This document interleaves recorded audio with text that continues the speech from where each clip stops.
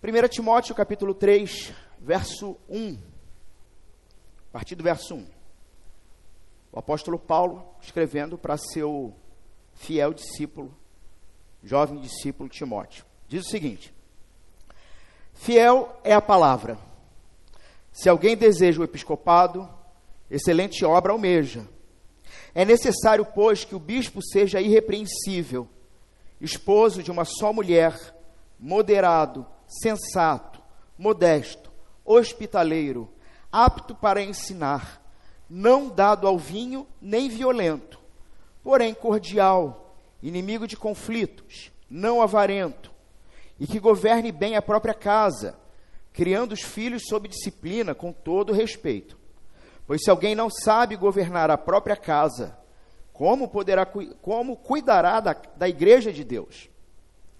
Que o bispo não seja recém-convertido, para não acontecer que fique cheio de orgulho e incorra na condenação do diabo. É necessário também que ele tenha bom testemunho dos de fora, a fim de não cair na desonra e no laço do diabo. Do mesmo modo, quanto a diáconos, é necessário que sejam respeitáveis, de uma só palavra, não inclinados a muito vinho, nem gananciosos, conservando o mistério da fé com a consciência limpa.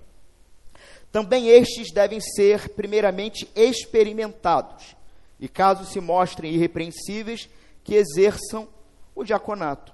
Do mesmo modo, quanto a mulheres, é necessário que elas sejam respeitáveis, não maldizentes, moderadas e fiéis em tudo. O diácono seja marido de uma só mulher e governe bem os seus filhos e a própria casa, pois os que desempenharem bem o diaconato alcançarão para si mesmos uma posição de honra e muita ousadia na fé em Cristo Jesus. Amém. A palavra do Senhor foi lida, os irmãos podem se assentar. Então, irmãos, como eu havia dito já no domingo passado,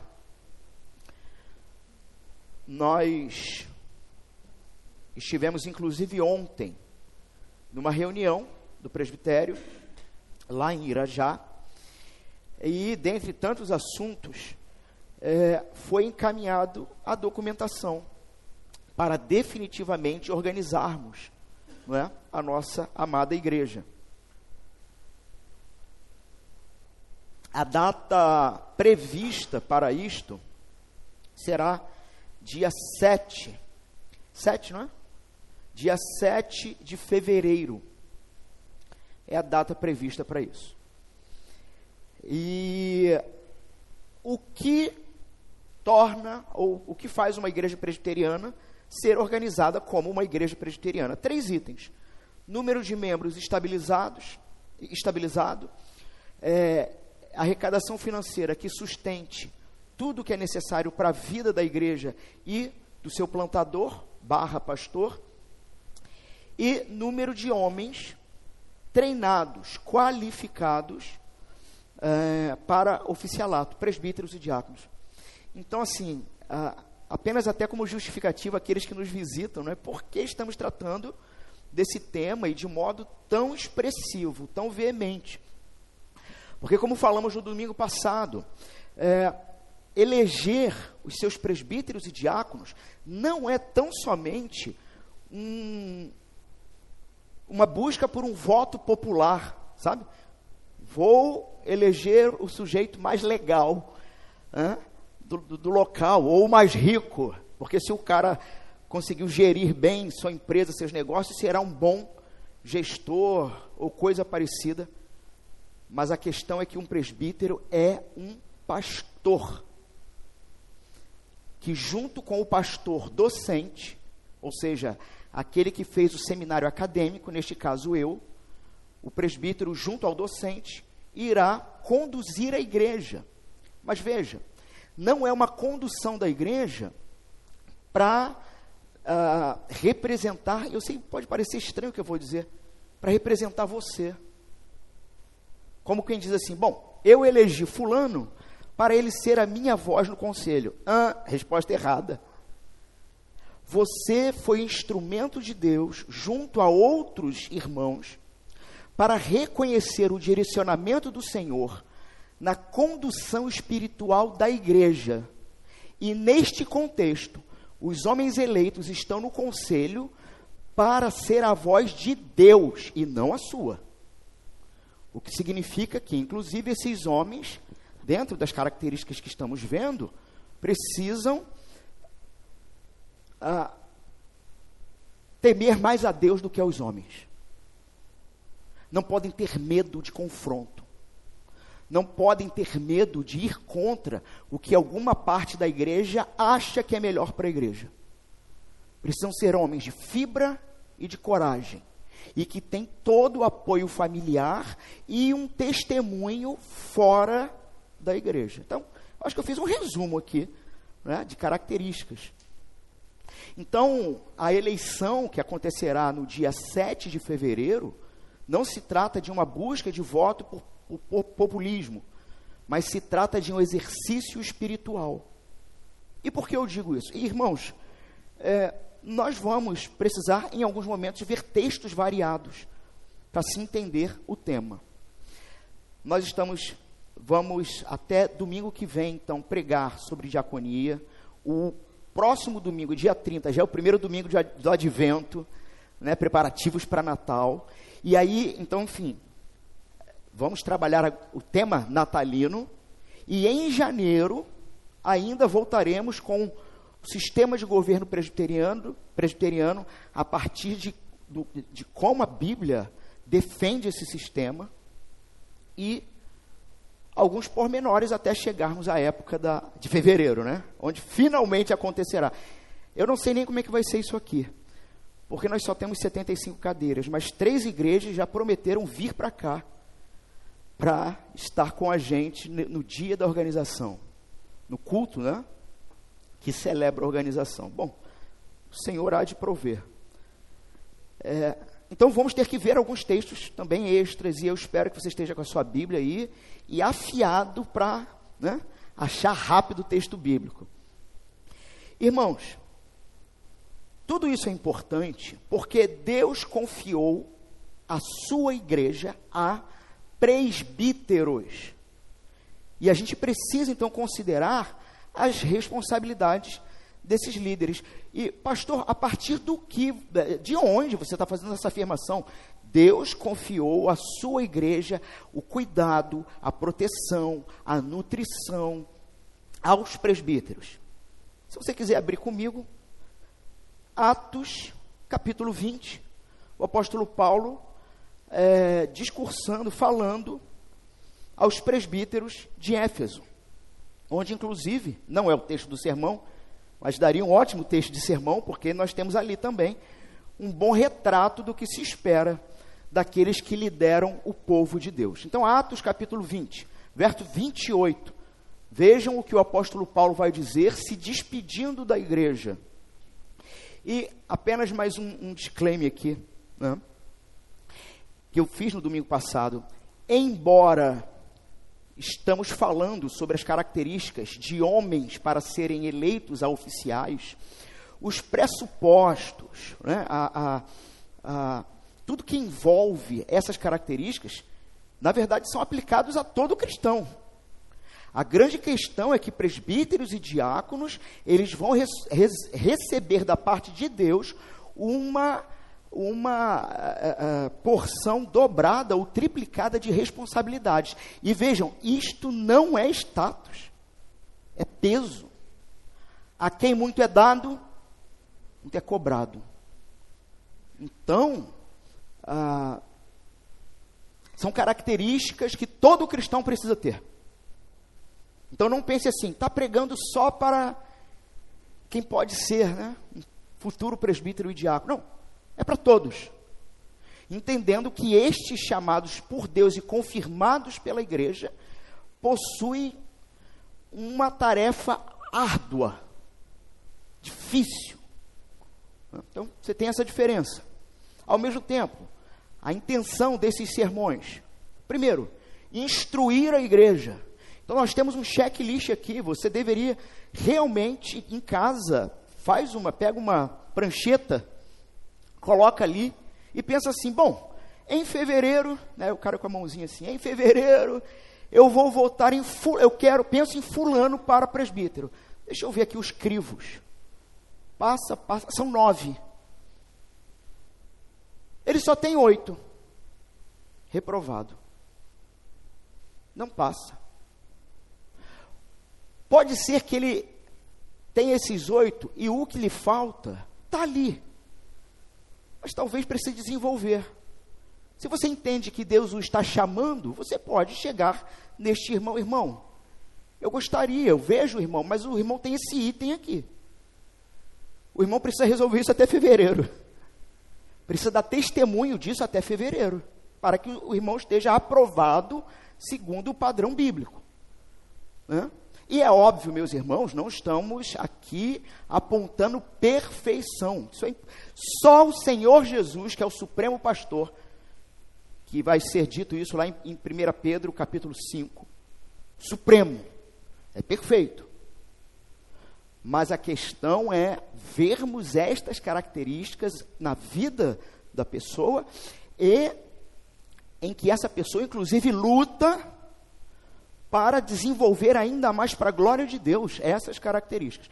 Então, o primeiro motivo desses sermões é instruir a igreja, porque os irmãos irão fazer um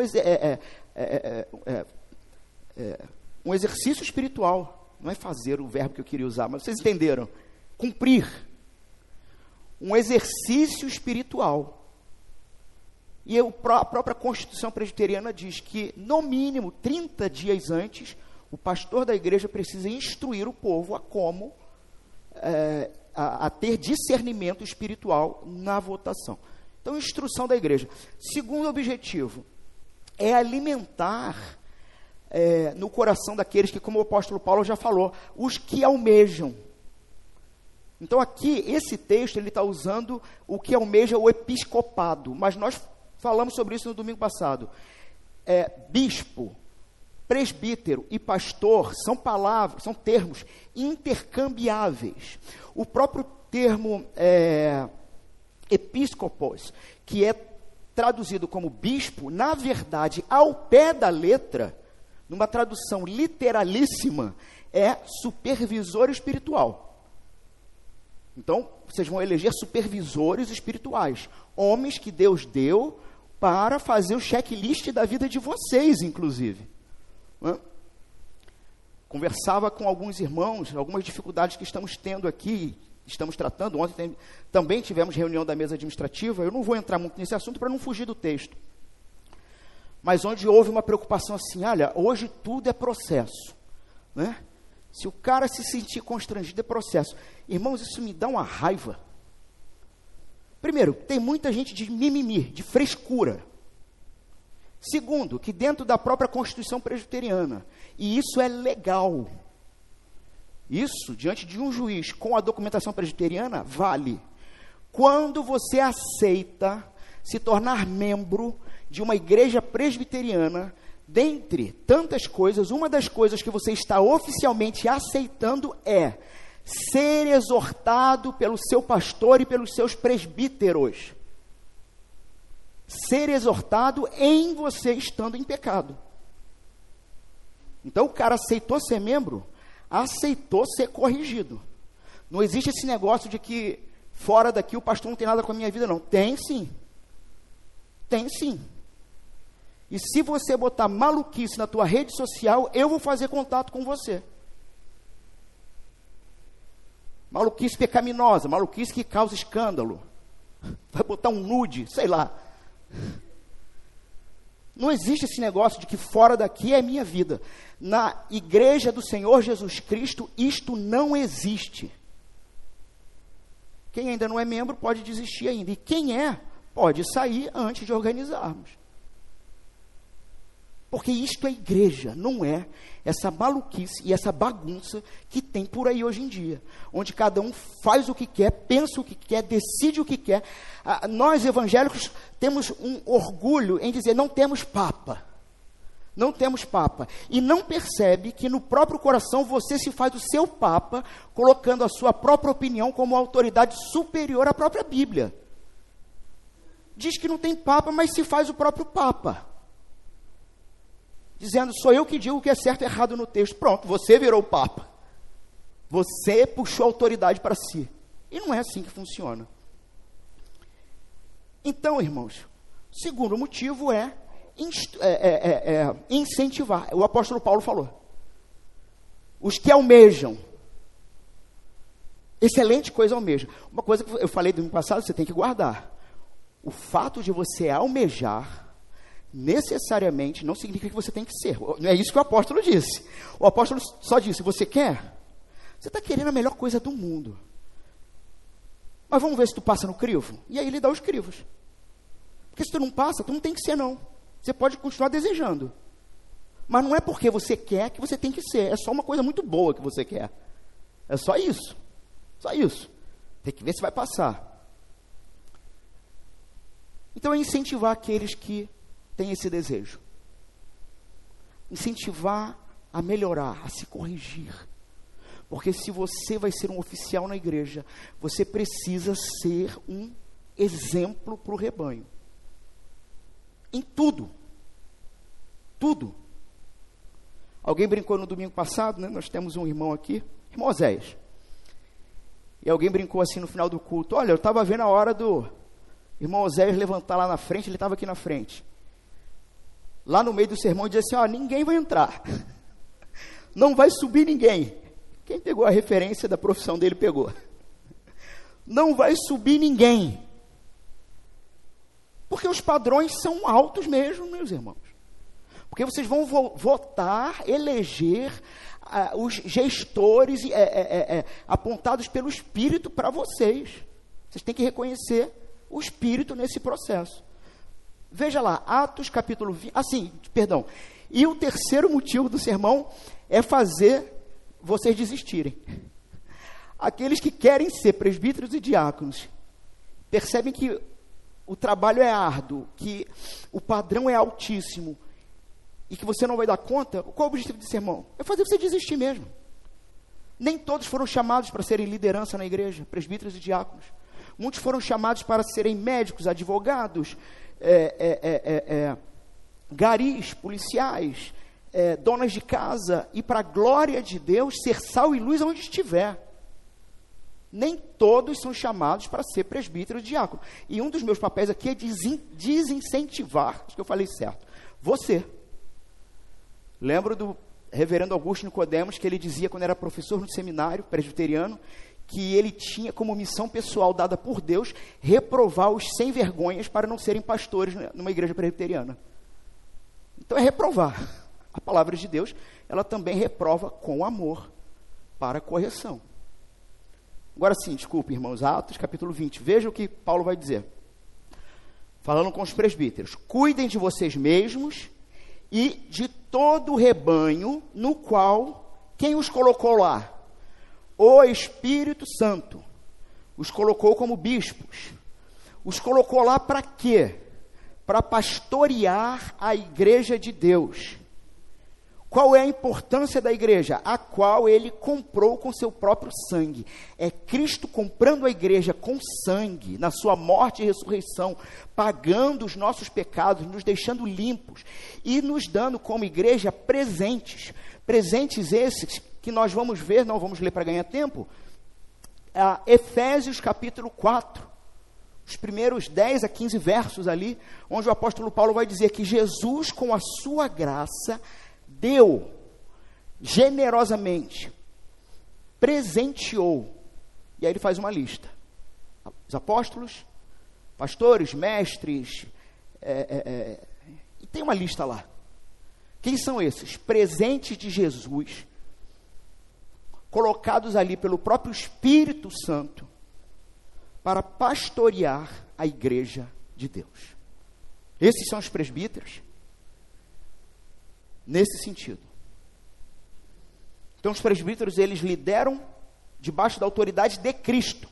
Alguém falou no grupo pequeno, não, mas aí a gente elege o sujeito, e aí depois de eleito o sujeito sobe o nariz, aí teve um que falar, eu passo até com um trator por cima do cara, hein, se o cara ficar muito arrogante. Mas se o cara ficar arrogante, foi você que elegeu. Você não viu, significa que você é arrogante, porque você botou um igual você lá.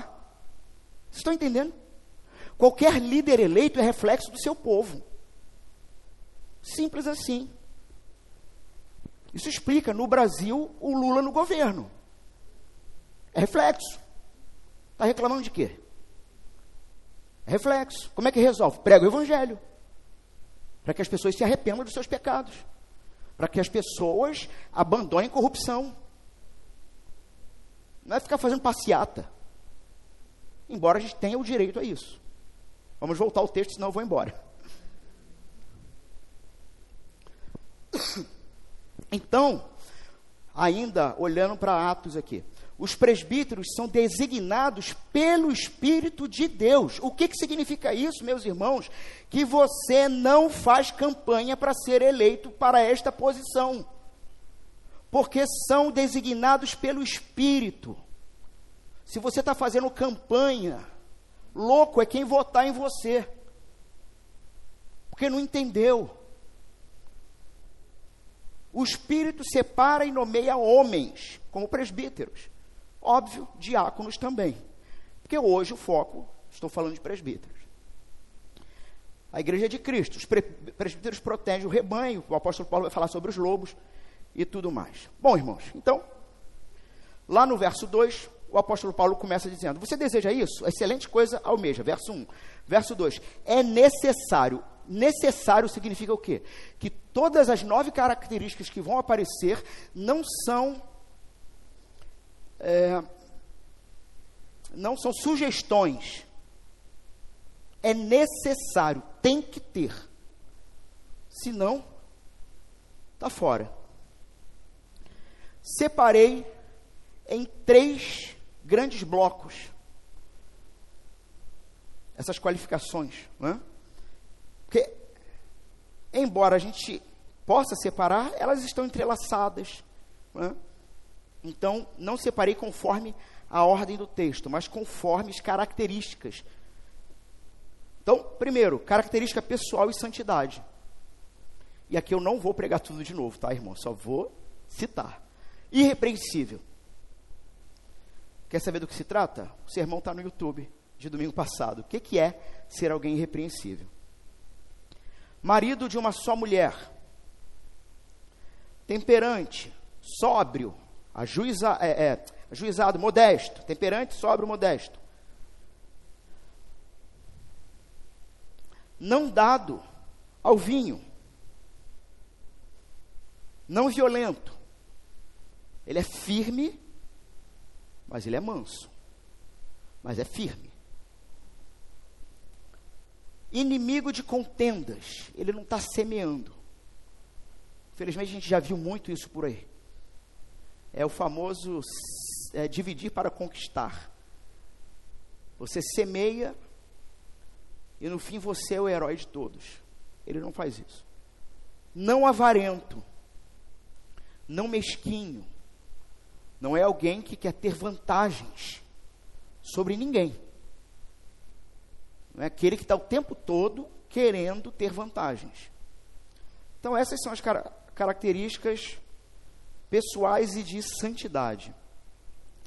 Características de vida familiar e maturidade. Então, falamos isso no domingo passado. A casa, a família é o laboratório da liderança. Que governe bem a sua própria casa. Falamos sobre isso. Veja no próximo domingo. Ele fala, no próximo domingo passado, ele fala sobre os filhos. E coloquei uma ideia aqui no domingo passado. Se seus filhos não aprenderem o evangelho com você no café da manhã, dificilmente vão aprender no sermão de domingo. Porque essa liderança começa em casa. E percebam, embora estamos falando de presbíteros, isso é para todos os homens. Isso é para todas as mulheres da igreja, que querem que seus filhos amem a Jesus, que andem nos caminhos do corpo de Cristo, da própria igreja. Às vezes até muito mais com medo do seu filho se drogar ou virar um doido, né? Não, já ouviu isso? Não, é melhor que esteja na igreja. Cara, por quê? Só para ele não ficar maluco, fumar maconha, só por isso, deixa ele ter a maioridade para tu ver o que vai acontecer. Porque o grande problema são pais que querem que os filhos amem o que eles não amam. Seus filhos vão amar o que você ama. Você ama a igreja de Jesus? Eles vão amar. Você ama Jesus? Você confia em Jesus? Eles vão olhar para você e vão confiar. E por aí vai.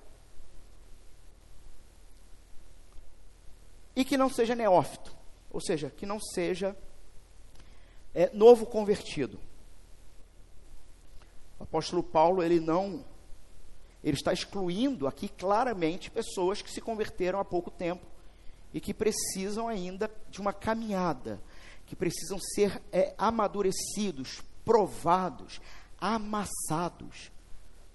Então, por exemplo, o apóstolo Paulo não, em momento nenhum, está excluindo homens de idade muito avançada. Ele não está excluindo. Como também não está excluindo homens jovens. Ele está excluindo homens imaturos. O apóstolo Paulo não está em momento nenhum excluindo solteiros. Ele estaria excluindo a ele mesmo, estaria excluindo a Timóteo, estaria excluindo Jesus, e estaria excluindo talvez uma boa parte dos apóstolos, porque de todos os apóstolos, o único que a palavra diz que tinha sogra era Pedro. Bom, se tinha sogra, casado, né? E os outros? Silêncio. Não sabemos.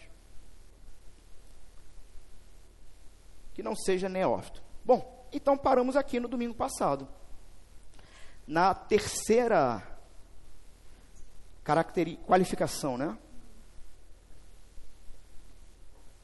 Qualificações ministeriais e relacionais, que vão ter a ver, então, diretamente com a vida em comunidade. Aonde nós vemos essas qualificações? Aqui no capítulo 3 de 1 Timóteo, na parte final, do verso 2, e também no verso 7. Hospitaleiro, apto para ensinar, e é necessário também que tenha bom testemunho dos de fora. O que é uma pessoa hospitaleira? O que é o hospitaleiro? Irmãos, o presbítero, então, deve ser hospitaleiro. Mas é óbvio, se ele é o espelho, ou um espelho, um reflexo, para a igreja, entenda, eu vou usar um termo aqui, ele é uma espécie de padrão, mas não porque ele é um padrão em si próprio. Ele é um padrão porque ele precisa refletir o Cristo. É o apóstolo Paulo dizendo: sejam meus imitadores como eu sou de Cristo. Porque se o apóstolo Paulo, então, está englobado no que significa liderar uma igreja, alguém colocado pelo Espírito, dado por Jesus, ele está dizendo: eu estou imitando a Cristo, vocês têm que me imitar. O presbítero, ele é hospitaleiro, a igreja tem que ser. Entenderam? É para todos. Trata-se da palavra philoxenos, que é composta por duas palavras gregas: amar, de filo, e forasteiros. Significa literalmente amar os forasteiros. E aí você pensa assim, mas forasteiros, o que significa isso? Irmãos, de uma forma mais literal ainda, forasteiro aqui, a gente pode dizer assim, o estranho. O que é o forasteiro? É o de fora da sua cidade, é o de fora da sua família, é o de fora do seu contexto social, é o de fora da sua própria cultura.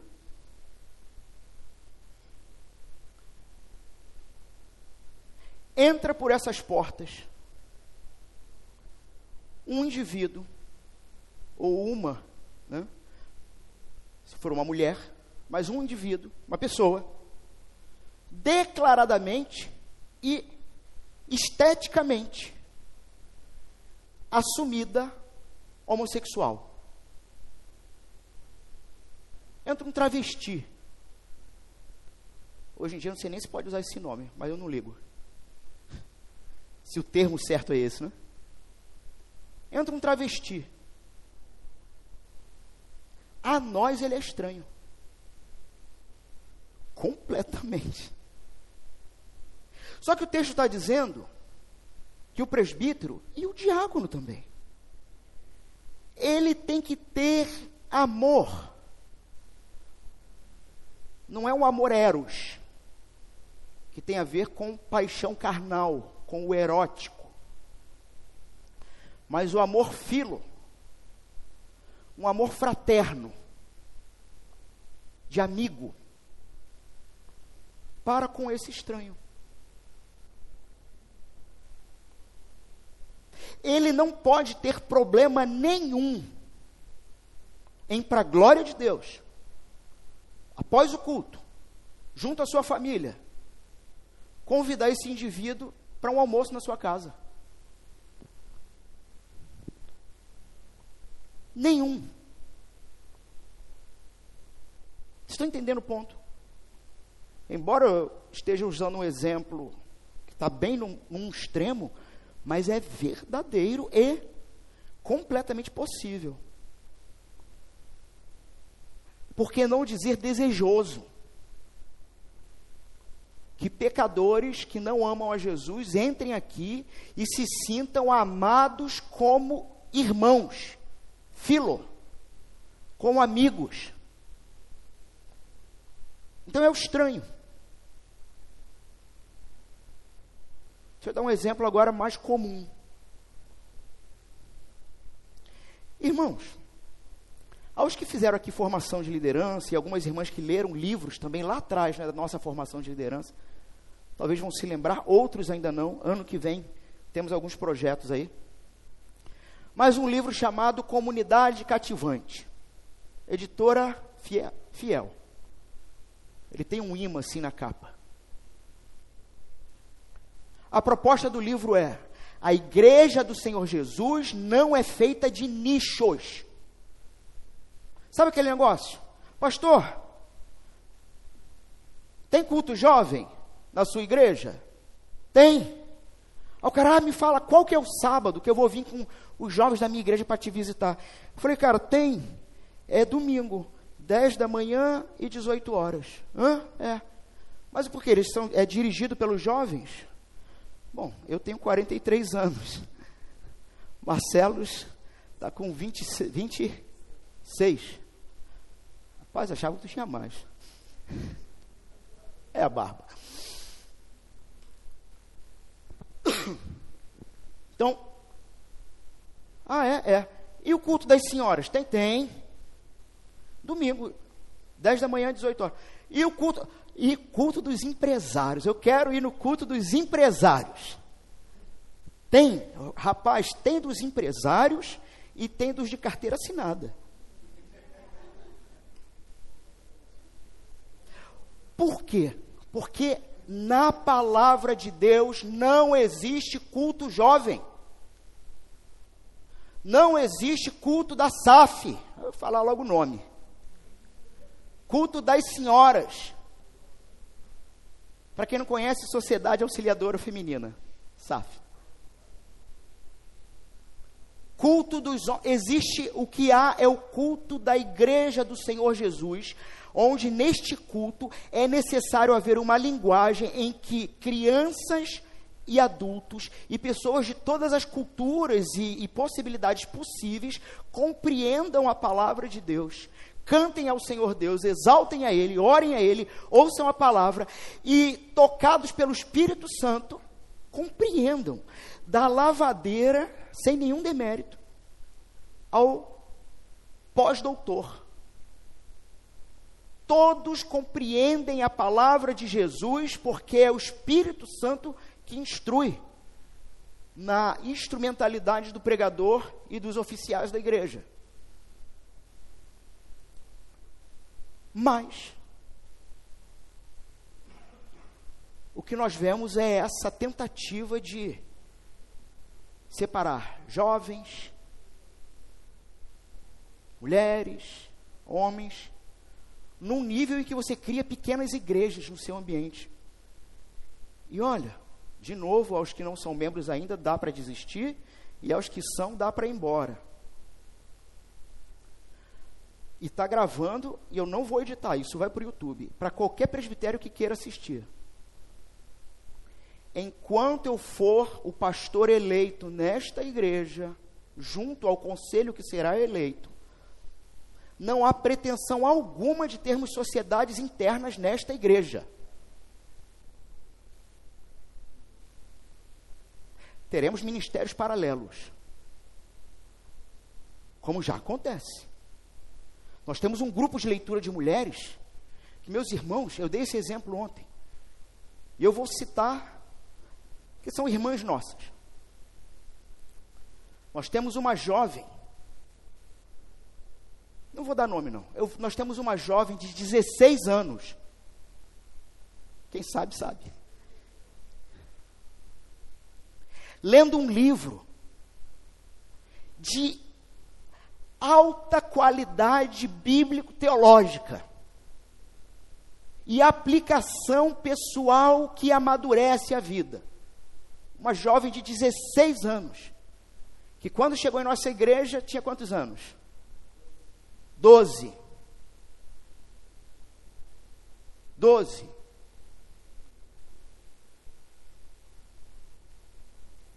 Trocando ideia sobre o conteúdo do livro com irmãs maduras desta igreja. Não vou citar idades porque é deselegante. Mas percebem isso? Onde você vê isso? E eu não estou aqui, irmãos, eu sei que é uma linha tênue, mas eu não estou aqui querendo dizer que nós somos melhores do que qualquer outro lugar. Não é isto. Mas nós pomos em prática nesta igreja sermos hospitaleiros. Não dividimos e separamos grupos por nichos e por interesses. É óbvio. Existimos o grupo de mulheres, o grupo de homens, e alguns assuntos são específicos ao gênero homem e mulher, que aliás só tem os dois. São específicos. Mas não há nenhum tipo de trabalho, ou orientação, ou reforço, para que esses grupos se fechem em si mesmos, sabe? Nós temos a Bigorna da Graça, onde homens se reúnem quinzenalmente aqui, neste espaço, às segundas, inclusive amanhã, a Bigorna retorna. E as mulheres não sabem, mas são amassados aqui dentro. Inclusive já trouxeram 2 vezes ou 3 uma bigorna aí. Eu falei, quem vai botar a mão aí? Cadê a marreta? São amassados aqui. Nós temos, irmãos, jovens. Pela graça de Deus, o Senhor enviou muitos jovens para esta igreja esse ano. Mas que só viviam rodeados de jovem. Com pensamento de jovem, com as bobalhadas de jovem. O que é mais absurdo é que a Igreja Presbiteriana do Brasil considera um sujeito de 35 anos jovem. Isso é um absurdo. Jovem para mim é dos 14. Não, jovem? Eu estou considerando o jovem como alguém que é imaturo. Dos 14 a 15. Não, mas vamos dar uma colher de chá. Dos 14 aos 20. 21, porque o governo diz que 21 é a maioridade final, né? Mas o ponto é que na Bíblia não tem adolescente. Na Bíblia, ou você é adulto ou você é criança. E é isso que nós fazemos aqui. Pegamos crianças que só andavam com crianças porque não foram ensinados a serem hospitaleiros, a amar conversar com pessoas maduras. A gente ouviu testemunhos aqui. Irmãos maduros nos visitando, dizendo: olha, essa igreja aqui, os jovens falam com a gente. Nós ouvimos isso aqui, e não foi uma vez só. hospitaleiro, que ama o esquisito, o estranho. Agora veja você e sonde o seu coração. Se não é fato que quando chega alguém e de repente tem um cabelo diferente, às vezes tatuagem, piercing, alargador, sei lá. Tem gente que bota uns negócios que parecem uns chifres assim na boca. Se no seu coração você não tem, mesmo que mínimo, um certo... Eu vou ficar de longe para ver qual é, porque eu não sei. Nosso irmão de dread. Talvez quantos não estranharam?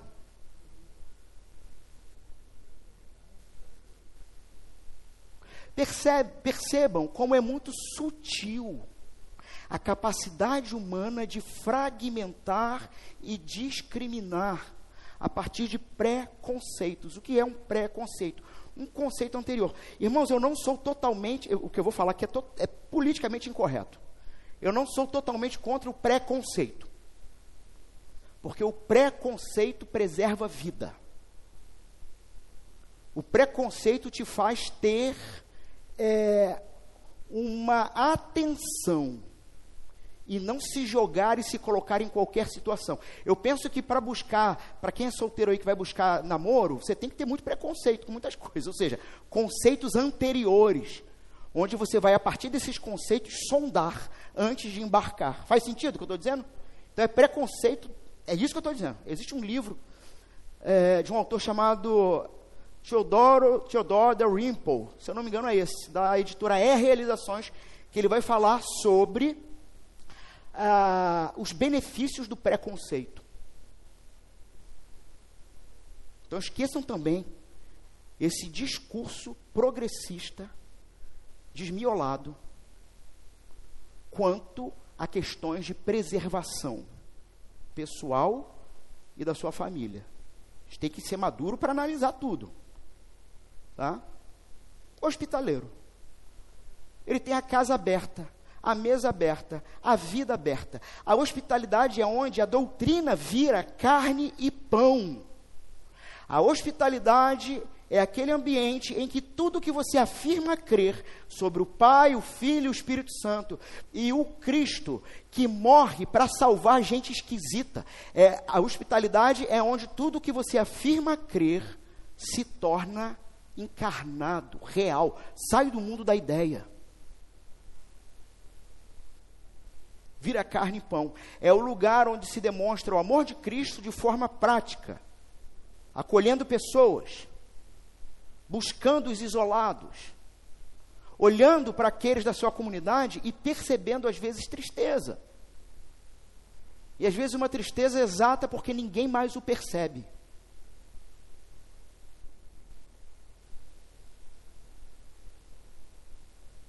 Voltando então aos presbíteros, eles não estão num lugar tão elevado que não possam ser alcançados, mas devem estar disponíveis. A vida e o lar deles devem estar abertos para que o seu verdadeiro caráter seja manifesto aos que chegam, amigos e forasteiros. Me veio aqui uma piada, Você de repente pode chegar para alguém e falar, olha, eu acho que você tem as características de um presbítero, mas para eu ter certeza, me convém jantar na sua casa.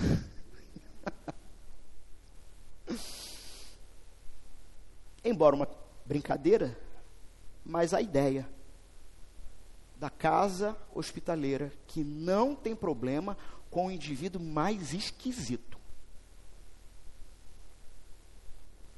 Vou tentar correr com os dois que faltam. Bom testemunho dos de fora. O líder não representa a igreja só no culto. Ele representa na rua, no trabalho, nas redes sociais. Sua integridade deve ser reconhecida até mesmo por aqueles que não são crentes. Ele é íntegro.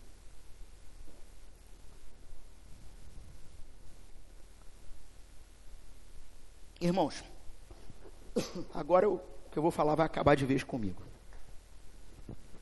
Ou não. Em 2016, ou 17, não lembro, eu já era pastor. Foi 16 ou 17. E naquela data, naquela época,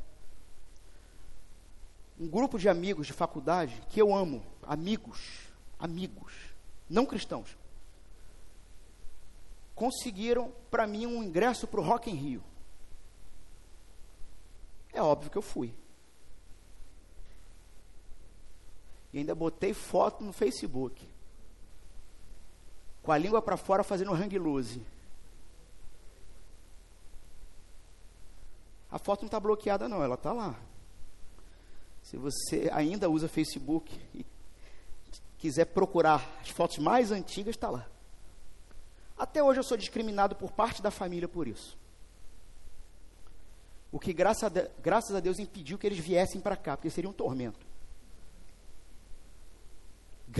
Tem coisas, irmãos, que a gente faz diante de Deus e que é filtro.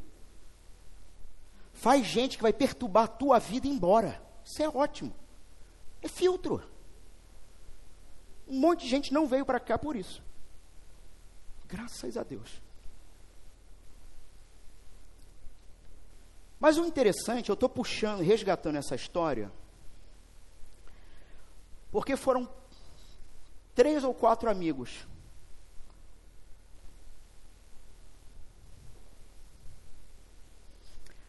As esposas de cada um só permitiram, deixaram que eles fossem no Rock in Rio, porque eu ia. E elas falaram isso para mim.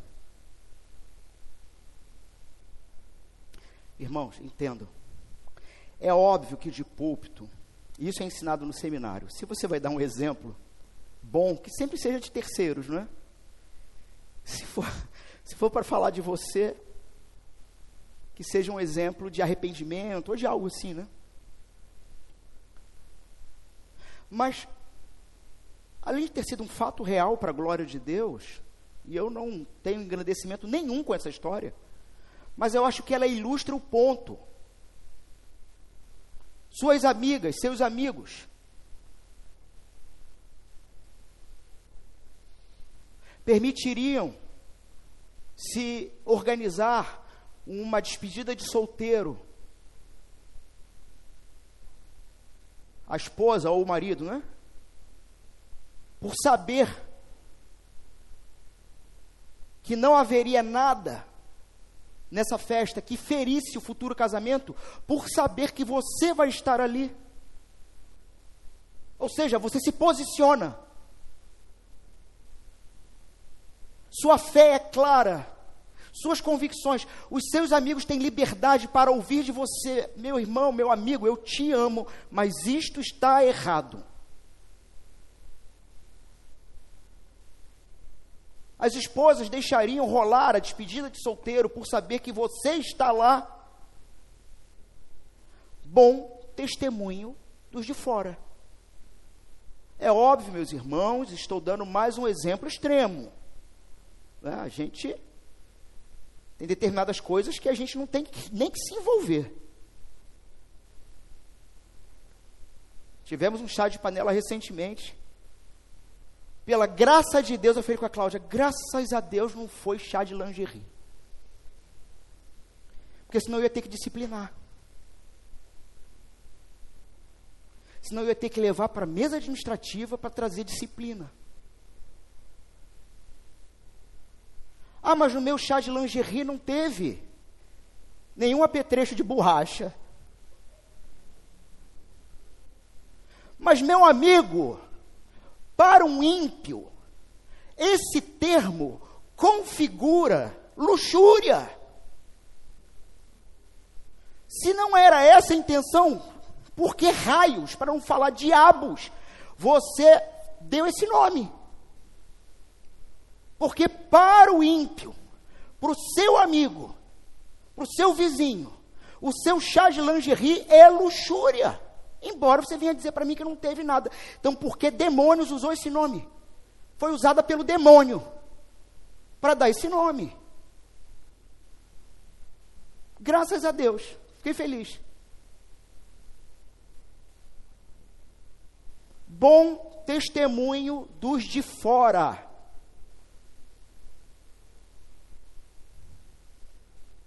O mundo pode nos odiar por causa de Cristo, mas não deve nos acusar legitimamente de fraude, calúnia, corrupção, imoralidade e por aí vai.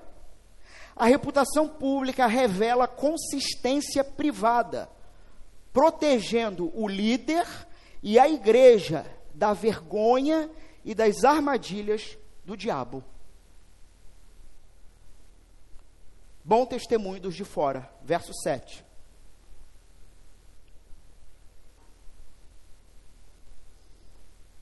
E eu deixei por último, então, apto para ensinar.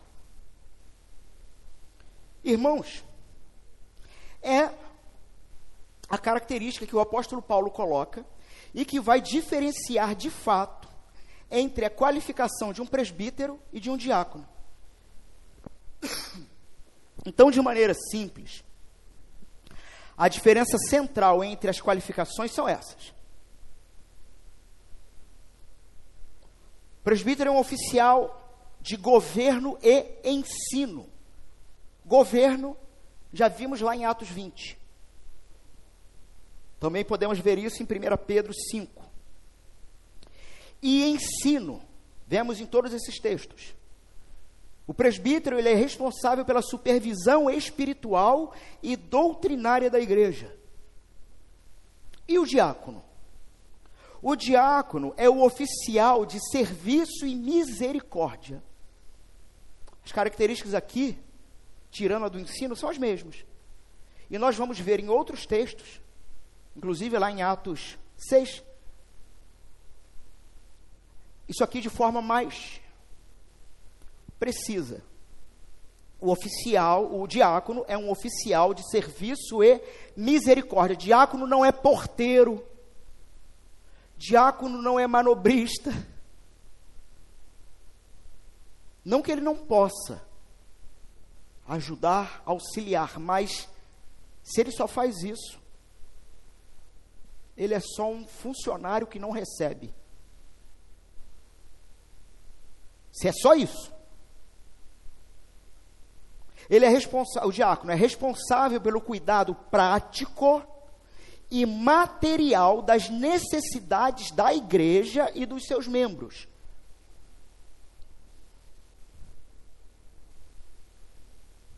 Ambos precisam ter um caráter cristão e exemplar. Mas há uma habilidade chave.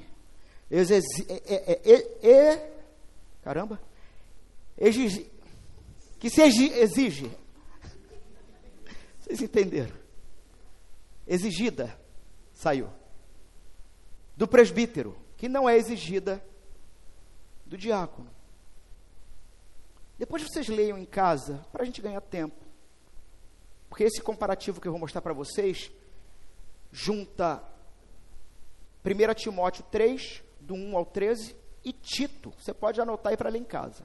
Tito 1, do 5 ao 9, onde vai falar especificamente do presbítero, tá? Mas, para facilitar a visualização, Rebeca, coloca para mim, por favor, aquela tabela. Vai ficar pequeno para vocês, depois eu coloco no grupo da igreja.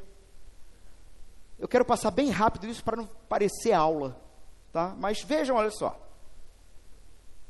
Então, nós temos aqui uma tabela que vai destacar semelhanças e, principalmente, a diferença crucial entre presbíteros e diáconos, com base em 1 Timóteo 3, do 1 ao 13, e Tito 1, do 5 ao 9. Então, eu vou ler aqui, os que conseguirem acompanhar. Nós temos ali, qualificação, requisito, presbítero, governo e ensino, diácono, serviço e misericórdia. Vejam como o que se exige um do outro é similar. Caráter geral, presbítero, irrepreensível, sóbrio, modesto, hospitaleiro, não violento, inimigo de contendas, não avarento, diácono, respeitável, de uma só palavra, não inclinado a muito vinho, não cobiçoso, de torpe ganância. Padrões similares. Governo da família, se exige dos dois.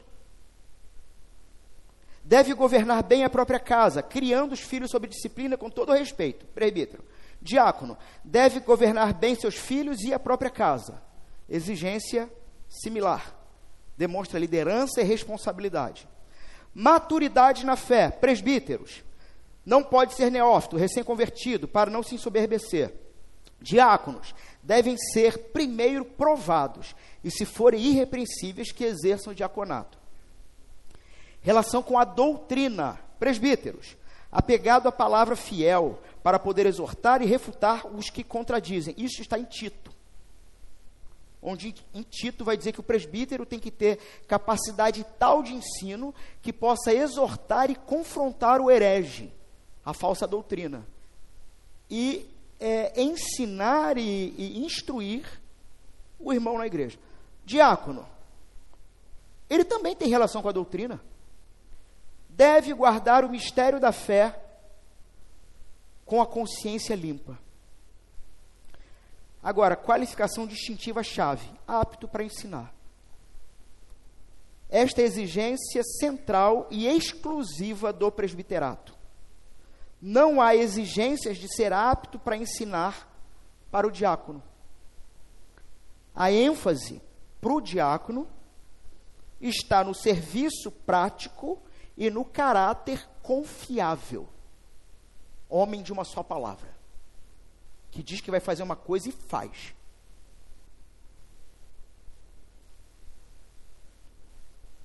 Então, pode tirar se quiser. Tira, senão o pessoal vai ficar vendo aí. Volta para cá, depois eu coloco isso no grupo da igreja. Essa vai ser a qualificação que vai separar os dois ofícios. Aptidão para ensinar. O presbítero deve ser capaz de manejar a palavra de Deus com precisão. É cirúrgico. Como eu ouvi de um pastor uma vez, teólogo não discute, teólogo ensina. Teólogo ensina. Ele é preciso, ele sabe o que ele está falando. Comunicar, então ele deve ser capaz de manejar a palavra com precisão, comunicar a sã doutrina com clareza e refutar o erro. Tito 1:9. Percebe, meus irmãos, que não basta ser piedoso. Percebe que é necessário saber ensinar, seja no púlpito, em aconselhamentos, em classes, em visitas. É o indivíduo que, se tiver que dar uma palavra no ofício fúnebre, ele biblicamente tem o que dizer.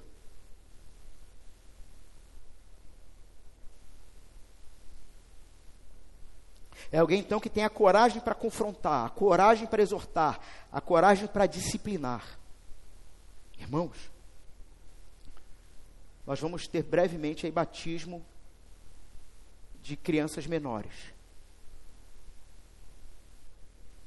O presbítero tem que ter coragem para, se após essa família batizar os seus filhos, entrarem no padrão de sumir da igreja, só vem uma vez no mês, sei lá.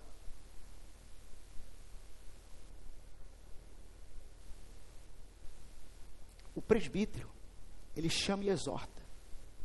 Porque foi feita uma promessa diante de Deus e diante da sua igreja, que você não iria negligenciar a vida do seu filho nesta comunidade, porque quando o seu filho foi batizado, ele entrou numa aliança, e você está sendo negligente. Se arrependa. Se não tem coragem para isso, não é esse o seu momento.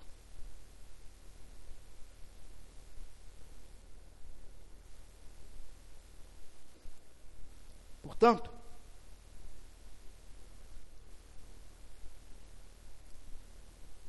função primordial do presbítero: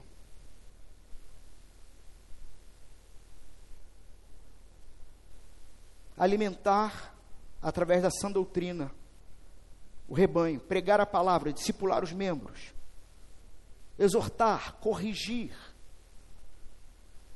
aplicar com amor o exercício da disciplina.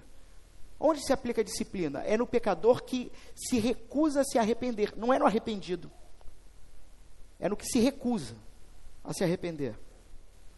Proteger o rebanho dos falsos mestres, nós vimos Paulo falando sobre os lobos ferozes, refutar erros doutrinários,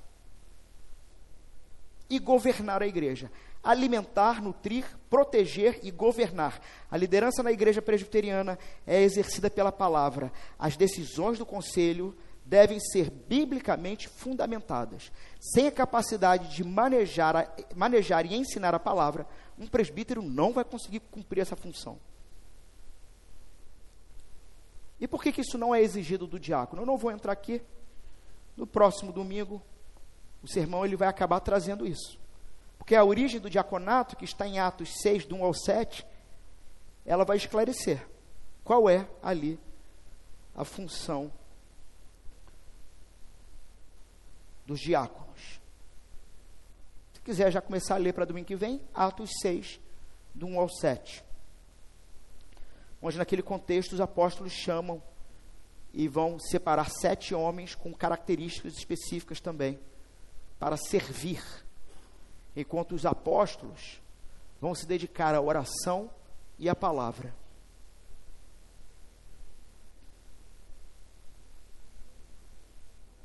Então, numa analogia prática, aqui num exemplo prático, pense na construção de um edifício.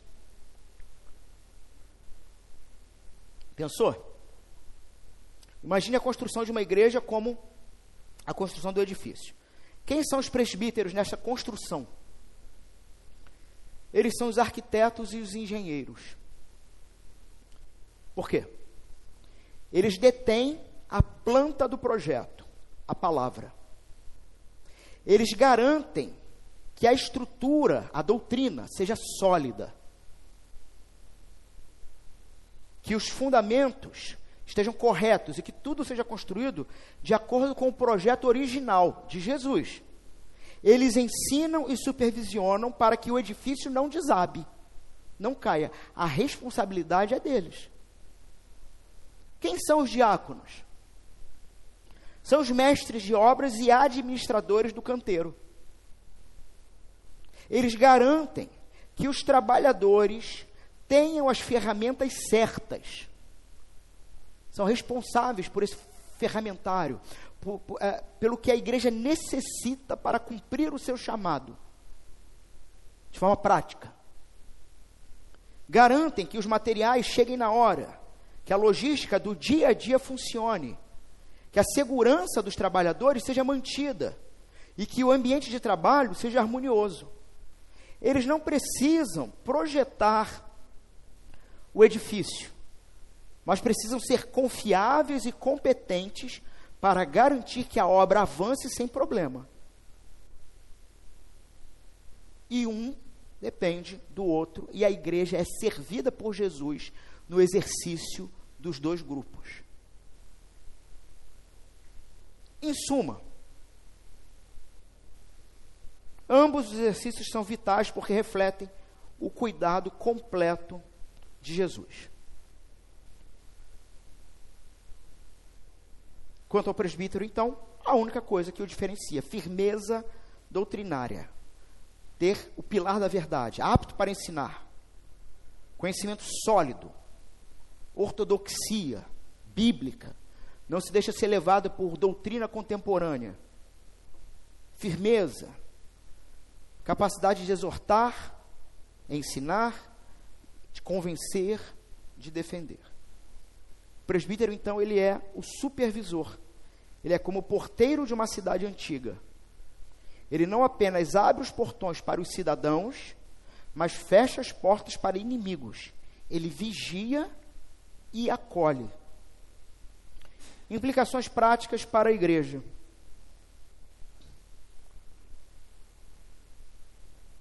Diante de um padrão tão elevado, meus irmãos, qual é a nossa resposta? Qual é a sua resposta? não podemos nos esquecer que o Evangelho é o paradigma que nos sustenta nessa tarefa, porque Jesus é nosso exemplo e nossa provisão. Irmãos, tudo aqui tem como base o próprio Cristo, Filho de Deus encarnado, que abre mão de sua glória para servir a um povo que era inimigo dele. E na sua morte e ressurreição, torna esse povo amigo. Onde esse povo olha para ele e diz: como eu pude ser uma pessoa tão mesquinha e egoísta diante desse Deus tão bom e poderoso? Jesus apresenta então a justiça de Deus, em que Deus deveria ter esmagado você, mas ele não esmagou. Ele esmagou o filho dele e o ressuscitou dos mortos para provar que te ama neste nível e que te perdoa por com este sacrifício. E meus irmãos, de quebra, Jesus te salva e não te deixa sozinho, vagando pelo mundo. Sabe o que Jesus faz? Meu amigo, Jesus te bota numa igreja. Nós lemos esse texto no domingo passado. Igreja é a casa de Deus. Ele te põe numa igreja, ele te ama num nível que ele não te deixa vagando. Ele te põe numa igreja. E ele não só te põe numa igreja e deixa você com um monte de gente meio perdida, assim, tá aí agora. Não, ele te presenteia com presbíteros e diáconos e pastores. E cuida de você. E dá a você capacidade espiritual para os reconhecer. Então, para os líderes atuais e para os aspirantes, não é? Examine o seu desejo. Por que você deseja pastorear? Qual o objetivo? Tu acha que é glamour? Que é status? Não, agora eu vou me chamar de senhor presbítero. Irmãos, o que nós vemos muito por aí, muitas igrejas por aí, é gente, homens que não deram para nada na vida e que agora fazem questão de ter algum tipo de título para usar terno e gravata e se sentir importante. O cara não deu para nada e aí usa a igreja para se sentir com algum valor e autoridade, inclusive, sobre outras pessoas. Por que você quer pastorear? Tua família está pronta para não te ter no jantar da noite? Tua família está pronta para isso? Sua família está pronta para te ver sofrer calado, poupando a saúde familiar, de questões que o Senhor pôs em nossas mãos para cuidar na casa dele? Você está pronto para isso? Segundo, lembre-se, é caráter antes de competência. Ou seja, Paulo começa com irrepreensível e depois vem o resto. 3, aqui é os atuais e é os aspirantes. Cultive uma vida secreta com Deus, aprofunde-se na leitura bíblica, na oração perseverante, na meditação. O teu ministério vai ser fraco quando a tua vida com Deus for fraca. E a sua vida com Deus fraca te faz temer mais aos homens do que a Deus. 4, sirva sem microfone. O que eu quero dizer com isso? Você não precisa ter título para servir a Deus e aos irmãos. Visite, discipule, ensine as crianças, resolva conflitos pequenos. Tivemos uma série de sermões sobre resoluções de conflito. Está no YouTube. Treine o seu ministério antes de liderar grandes causas. Sirva sem microfone. 5, procure mentores. Submeta-se a homens piedosos. Irmãos, o que a gente mais vê é gente que não quer se submeter. Falei com alguns irmãos no domingo passado pós-culto. Meus irmãos, eu vejo em vocês, chamado de Deus. Não sei ainda para o quê. E não é para agora também, mas vejo. Qual a primeira coisa que você tem que fazer? Além de refinar mais a sua vida, sua própria vida com Deus. E eu falei, olha, vou dizer isso sem nenhum também tipo de pretensão ou superioridade, mas assim, cola em mim. Cola nos irmãos maduros dessa igreja. Cola nos irmãos que estão na mesa administrativa. Cola na gente. Para que colando na gente, andando com a gente, você comece a ter a visão de como a liderança que Deus pôs aqui vê. E no processo você vai começar a se antecipar a coisas que outros irmãos não estão vendo. Você vai ter capacidade de resolver problemas, de apagar focos de incêndio. Procure mentores. Mas infelizmente, parece que é coisa de geração. O que mais se tem é gente que acha que tem que fazer sozinho e provar seu valor sozinho. Jesus não chamou para a gente andar sozinho. Essa avaliação honesta, humildade para ouvir,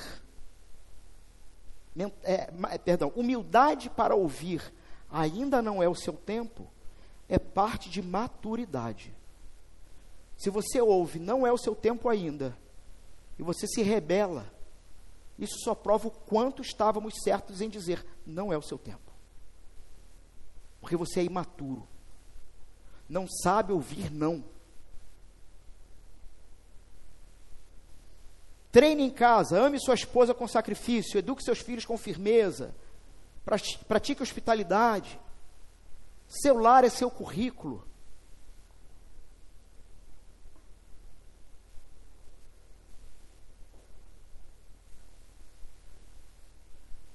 Para a congregação,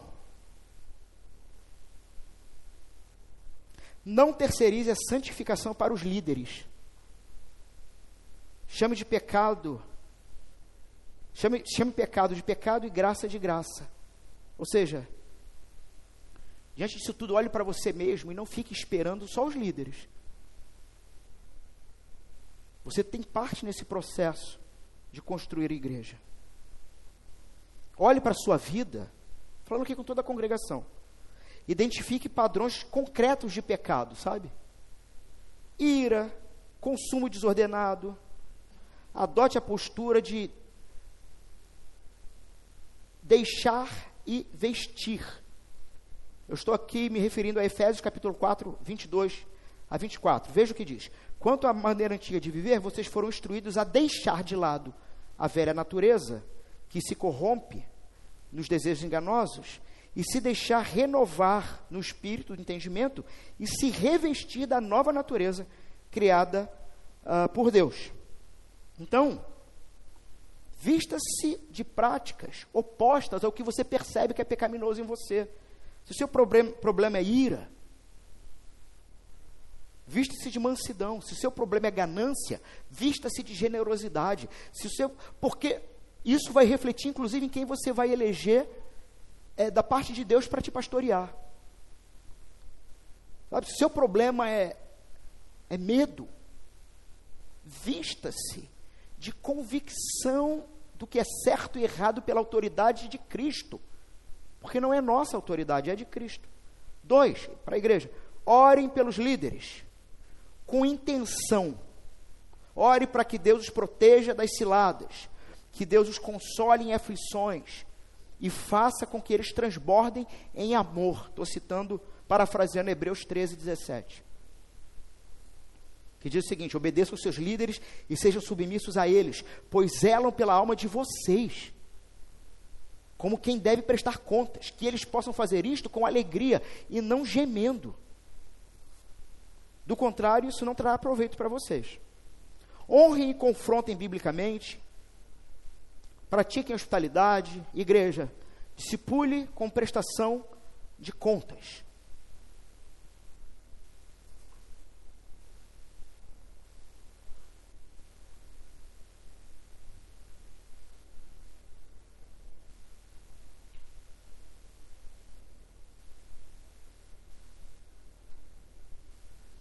Perguntas finais de exame para candidatos e para todos nós. Para uma reflexão pessoal, tá? Convido você a considerar o seguinte, 2 pontos.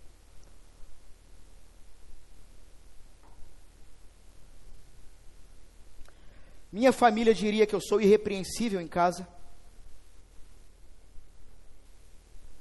Considere isso. Minha família diria que eu sou irrepreensível em casa? Minha mesa é um espaço de hospitalidade ou de isolamento? As pessoas difíceis, elas me deixam mais manso ou mais reativo?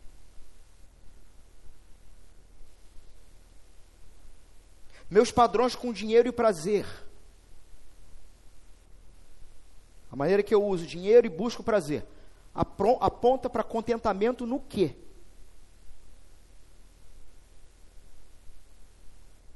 Há evidência de ensino fiel?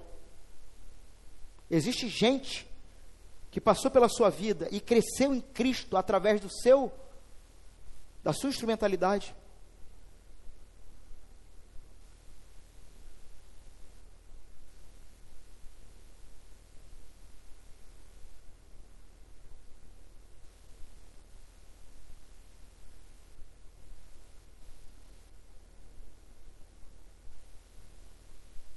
Eu acho que eu posso parar por aqui.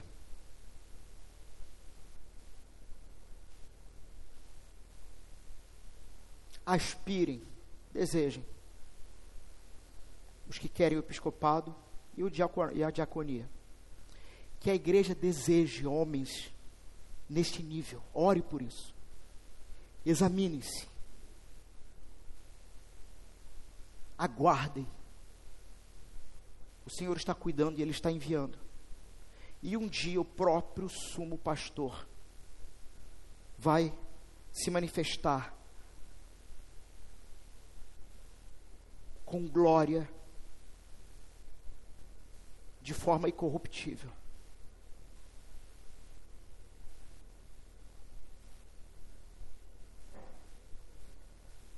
Que a palavra do Senhor nos traga consciência de que ser crente, ser membro de uma igreja, ser um pastor, presbítero, ser um diácono, é coisa séria. Amém. Amém.